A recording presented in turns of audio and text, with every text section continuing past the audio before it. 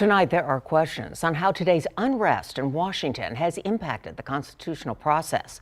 Eyewitness News reporter Zach Briggs spoke with a local law professor who calls today's events a threat to democracy. This is unprecedented. Demonstrators breached the halls of Congress Wednesday, pausing the final step in making the presidential election official. But what we're seeing now is an absolute interference with this constitutional process. It's not going to stop it, it's going to delay it. Bill Piatt, a constitutional law professor, calls the delay in Congress's election certification a disruption to democracy.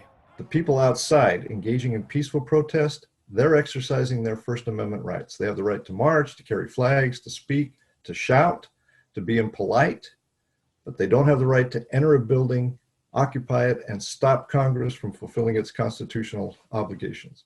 Piatt believes this Wednesday in Washington fails to put the United States in a positive light. We've been able to point to peaceful transitions.